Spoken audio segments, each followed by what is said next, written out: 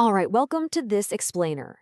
If you've ever felt totally exhausted by just how seriously modern superheroes take themselves these days, well, get ready. Today, we are going to completely unpack and deconstruct one of the most memorable, bizarre, and just straight up absurd characters to ever grace television screens.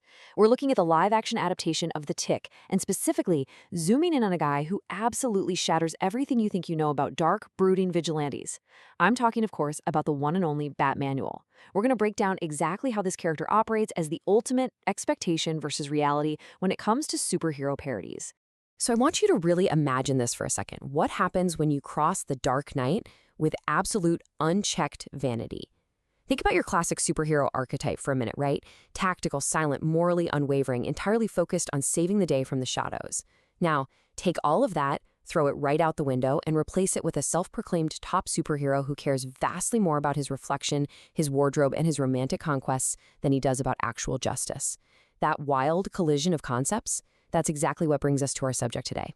Section 1. The Ultimate Superhero Parody. Played with absolute perfection by actor Nestor Carbonell, Batmanuel's origins are deeply, deeply rooted in parody. Now, if you're a longtime fan of the franchise, you might actually be scratching your head looking for a character from the animated version of The Tick. Well, Batmanuel is an obvious parody of Batman, but within the lore of The Tick, he serves as the live-action counterpart to an animated character named Die Fledermaus. They share the exact same thematic DNA. The Bat motif, the crippling vanity, and, you guessed it, the complete lack of traditional heroism. Whenever The Tick needed to poke fun at the intense self-seriousness of modern comic book heroes, Batmanuel was right there, posing dramatically and completely missing the point of what it actually means to be a hero. And this brilliantly illustrates just how deep the parody goes, right down to the costume design itself. Just think about the traditional Batman cowl for a second. The bat ears are essentially two sharp points sitting squarely on top of the hero's head to create this terrifying, imposing silhouette. But Batmanuel? The ears on his mask literally cover his actual human ears. They are physically shaped like the ears of a bat, just awkwardly protruding right from the sides of his head. And the source material notes these do not appear to serve any particular purpose whatsoever. It is a hilariously pointless design choice that instantly tells you everything you need to know about his approach to crime fighting. Moving on to Section 2, Style over Substance. Look, if you're going to be a vigilante in the city, you clearly need to prioritize fashion over tactical advantage, right? Let's systematically break down the Batmanuel ensemble. Instead of dark, stealthy armor, he opts for brown pants and a tan shirt with a ridiculously broad collar. It gives off way more of a 70s disco vibe than a Dark Knight vibe. He pairs this with a short brown cape and fingerless gloves. But the absolute crowning jewel of this outfit, the one detail that perfectly encapsulates his priorities, is his shiny golden codpiece. And get this, it's not just a bold fashion statement, it actually doubles as his wallet. It is a terrible, highly impractical, yet incredibly confident fashion choice. Of course, the style doesn't just stop at the wardrobe. Every Bat-themed hero needs a sweet ride. But while others might rely on a sleek, heavily armored tactical assault vehicle, Batmanuel drives the Manual Mobile. It is a gleaming gold Buick, and just to make absolutely sure everyone knows exactly where his priorities lie, it features a customized front license plate that simply reads, Batlove. It's gaudy, it's romance-focused, and it is entirely, utterly unsuited for high-speed pursuits. Which brings us to Section 3. Questionable Combat Skills.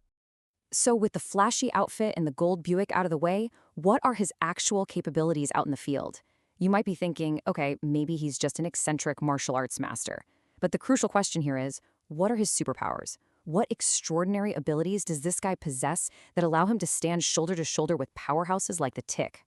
None. Absolutely none. The lore is very, very explicit about this. He has zero obvious superpowers, nor does he possess any extraordinary physical abilities whatsoever. He is literally just a guy in a tan shirt armed with a massive, massive amount of self-confidence. Let's review his actual combat record. Now, it's worth noting that due to budgetary constraints on the live-action series, there were very few action scenes actually filmed, but the lore paints a crystal-clear picture of his fighting skills. He did technically secure a win of sorts when he managed to pull Arthur to safety during a ninja attack. But beyond that, he gets completely trounced by ordinary car thieves. And even worse, when the Manual Mobile was in the shop at the mechanic, Batmanuel had to take the subway, where he was promptly mugged. Yeah, he gets beaten up by average street criminals. His fighting skills are, to put it mildly, highly questionable. Section 4. Ego lies, and lechery. All right, now we're entering the final deconstruction phase to reveal his heavily flawed priorities. We've stripped away the tactical gear, and we've stripped away the combat skills. Now we strip away the traditional superhero moral compass. Step 1, sitting pretty at the very top of his psychological list, is lechery and romance.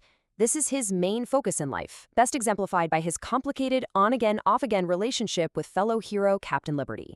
Step 2, coming in at a very close second, is self-aggrandizing. He is so hopelessly self-absorbed that he frequently speaks about himself in the third person. And way, way down at step 3 is occasional heroism. He considers himself one of the city's top superheroes, but heroism is definitely the absolute lowest item on his daily to-do list. To really wrap your head around the sheer size of this guy's ego, you just have to listen to his own justifications for his terrible behavior. He will happily take up multiple spots in a parking lot. His reasoning? One space is not good enough for the manual mobile. She requires 2 spaces minimum. He is literally only thinking of himself, even in the most mundane, everyday situations imaginable. And hey, speaking of parking, that brings us to this staggering number, $8,000. Now, this isn't the cost of his gold Buick. No, this is the approximate amount he owes in accrued unpaid parking tickets. It boldly emphasizes his complete lack of traditional ethics. He has absolutely no trouble with lying or with casually ignoring the very laws he theoretically exists to uphold. But the ultimate climax of his moral failings, the perfect encapsulation of his completely skewed ethics, comes during a major crisis. The superhero known as the Immortal actually dies after having sex with Captain Liberty. This is a massive, scandalous emergency. And Batmanuel's solution? Dump the body in the river. Seriously, he nonchalantly suggests a massive cover-up, just brushing the whole thing off by claiming that the story of a superhero dying during intercourse is as old as the hills.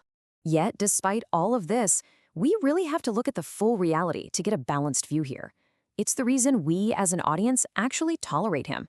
Underneath the massive ego, the constant lies, the mountain of unpaid parking tickets, and the relentless lechery, Batmanuel does eventually come through. When things are at their absolute worst, he still manages to help the Tick, Arthur, and Captain Liberty when they truly need him. He is deeply, deeply flawed, but at the end of the day, he isn't a villain. Before we wrap up this explainer, I want to leave you with one final question to chew on. What is the ultimate irony of this character? We've just spent this entire time dissecting a guy who's a blatant, ridiculous parody of the Batman universe, but reality has a really funny way of coming full circle. Here is that fantastic trivia twist I promised. The actor who brought this legendary, absurd parody to life, Nestor Carbonell, actually went on to star in the most serious, critically acclaimed Batman films ever made.